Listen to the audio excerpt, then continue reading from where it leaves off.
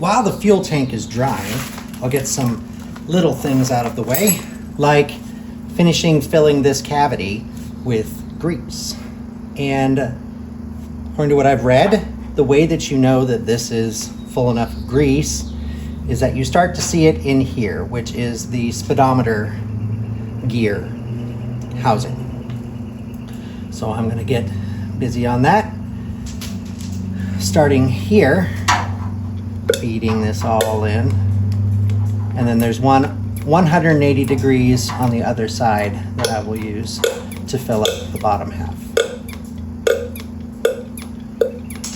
And I'll see you when that's done.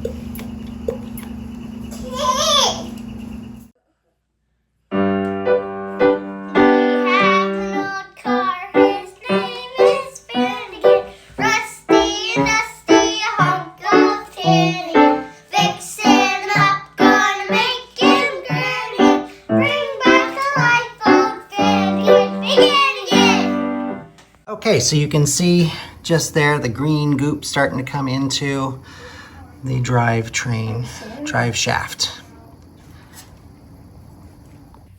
This should be entertaining. This is the cap that goes over the torque tube and links it to the back of the transmission. And basically, this cork here creates a seal for all of the lubricant to roll around so that as the rear suspension moves, it can rotate around the little ball here, hemisphere. And then the cork prevents the grease from getting out. It's kind of like a grease squeegee. Now I think, take my late advice here, I think that this could probably have been assembled and put onto this early, before now. But here I am and I can make it work. I have RTV'd this part of the cork into the bottom section. I'm calling the bottom section the one that the Zerk fitting goes onto. And I can get it on, just, twist it and slide it on. But what the struggle is going to be is getting that cork to go down into, well, maybe it won't be so hard, but make sure that cork goes down into the groove. And squeeze on to the end, which I'm doing right now. Hey, this is easier than I expected. Okay, thank the Lord for little miracles. All right, now it's just a matter of tightening that on with the other nut and bolt. Where did I put it? Over there, far. Okay. We'll just do this again in a second. We'll just balance it that way maybe. Here we go.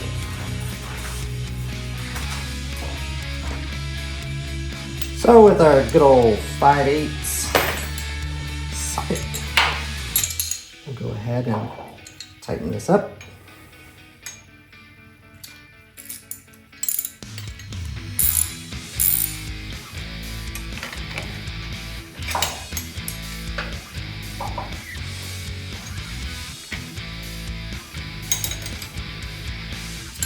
Right.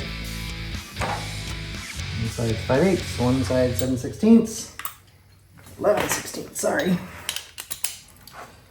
It's fine, I can make that adjustment.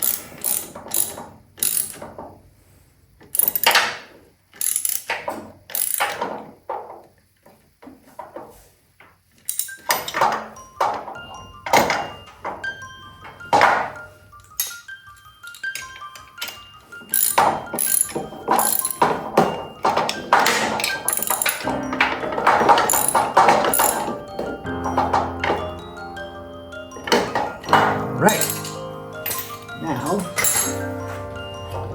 making sure that Zerk is on the bottom. Fit this on.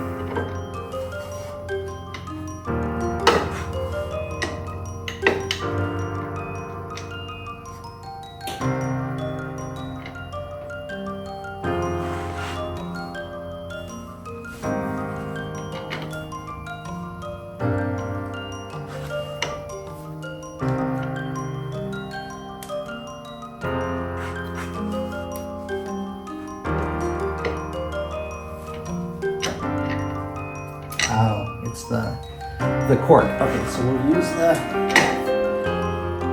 nuts and washers for all they're worth. Make sure the cork is still in place. Yep.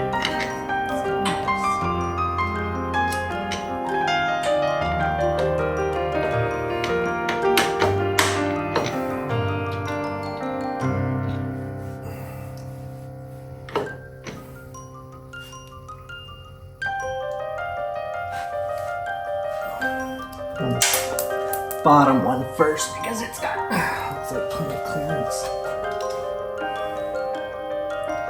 But anyway, thread those 4 on, tighten them up good so you still got rotation, and you'll be sealed back here. And the next thing we can do is put our speedometer gear on. Right, so that cap is on. Let's get the speedometer gear. Gasket on the bottom of it.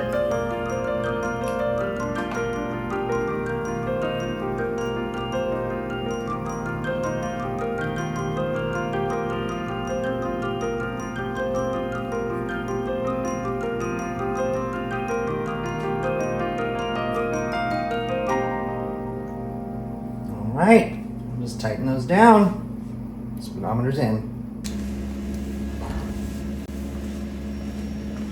We're now installing the engine steady rods. These are a couple of rods that feed through the block on both sides and then lock into special conical depressions, cutouts in the frame. And then it has a mated end on this side.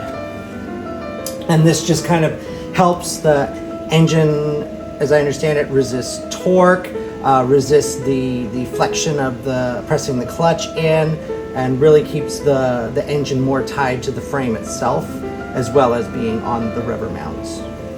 So whether these were supposed to go in before the engine goes in, not, it was a little bit of a bear to get them in because of the length and the angle, but they are aligned now and I'm ready to install them.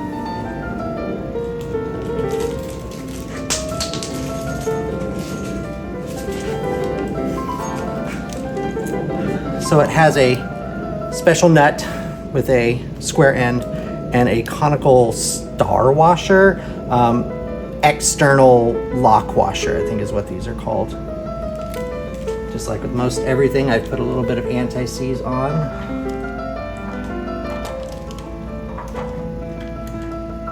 Since they're fine threads, make sure you don't get them cross-threaded.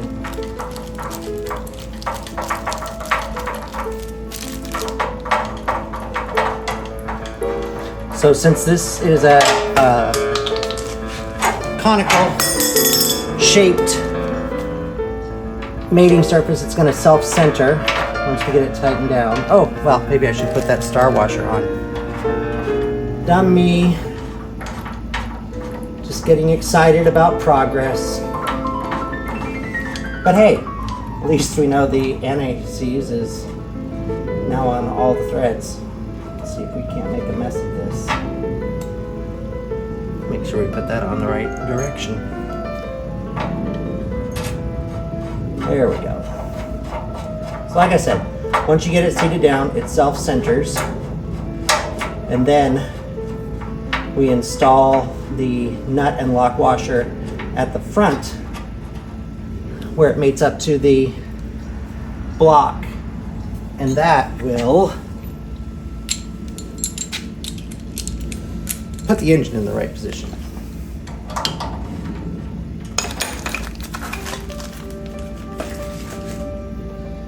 So I just knocked everything off. Let's go in the correct direction. It was the correct direction. There we go. All right. Now we put the nut and lock washer on the far end, and it's installed. We're going to adjust the clutch now. So if you notice, looking through the clutch inspection plate, you'll notice if I press on the clutch, it takes a little bit before it actually engages. the clutch. Well, here, I'll pull on this. So it goes that far before it actually presses on the clutch. So we want to have it resting right on the clutch when we first start to push. So that means we adjust this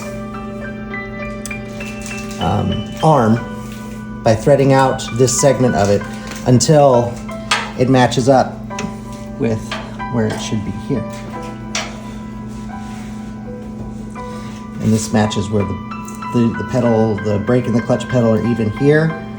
They're matched up down here, so we can put our pin through.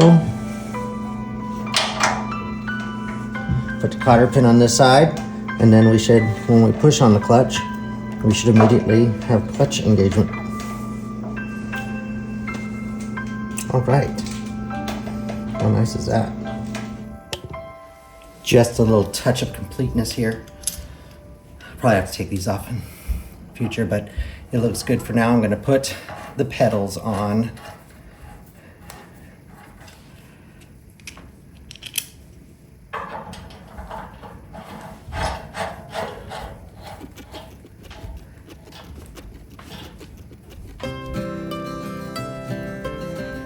OCD. Don't let it go a little further. I think that looks better.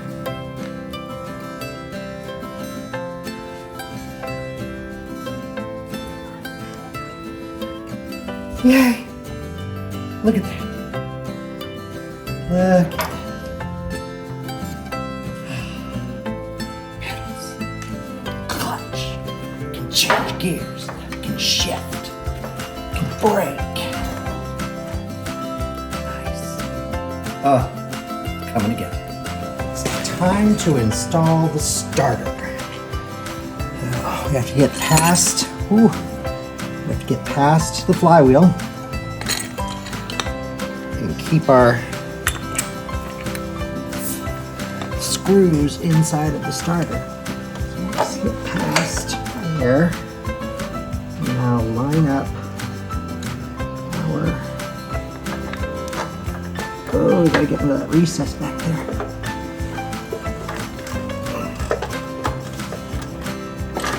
There we go.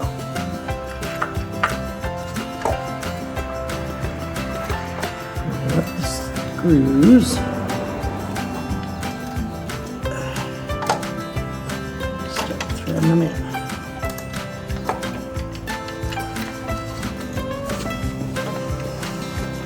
There.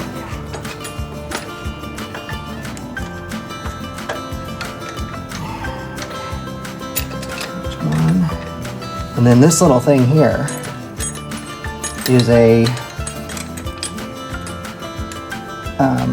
stabilizer between the starter and the oil pan, which we'll see if it lines up with one of these bolts, and if not, then we'll just remove it. All right, that's started. Put it on.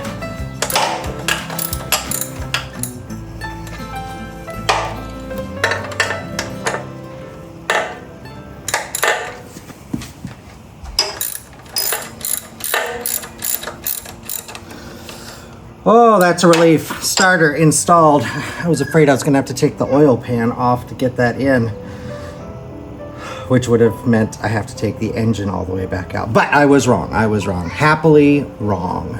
Very happily wrong. There it is, with reference to the engine. Starter installed. And because y'all couldn't see it, I watched that video before I did. Here is the oil pan support plate. And it's not quite lining up with the head of the oil pan bolt that you can see just there. So we'll probably just have to remove it. I don't think it's necessary. I think it's just, you know, a little extra add-on. But I'll take a look at it and see if we can bend it, alter it somehow, and make it work. But for now, that's the next portion of the engine installed. I have actually tested the generator / alternator. It is an alternator for 12 volts.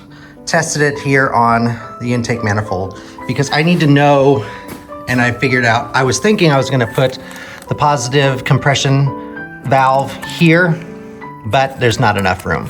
So it's gonna have to go back at the back of the intake manifold. So that settles that. I can remove the alternator, but as a preview, there is what it looks like with a belt on it, looking much, much more like an engine.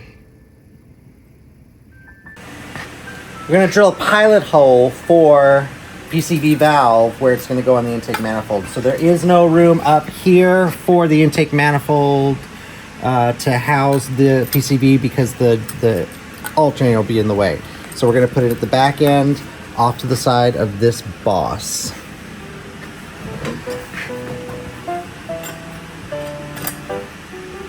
There it is, okay.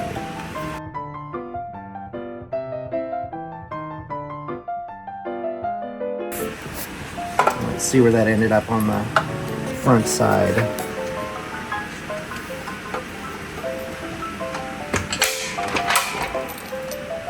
Where can we put these shavings in there? Just jump on the ground. Okay.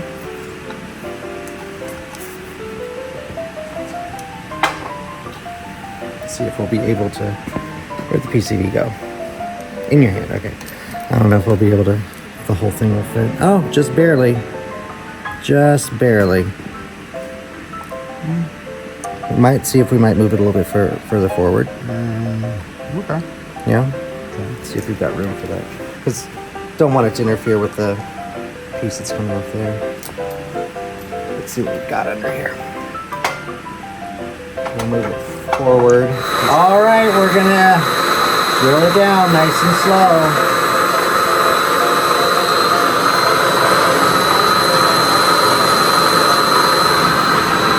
That's good. All right, now we're going to tap it for pipe thread.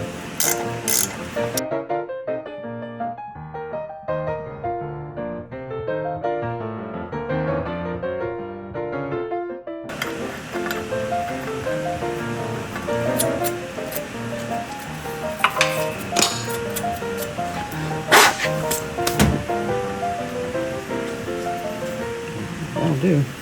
There you go. Yay! Now we can suck out our bad gases.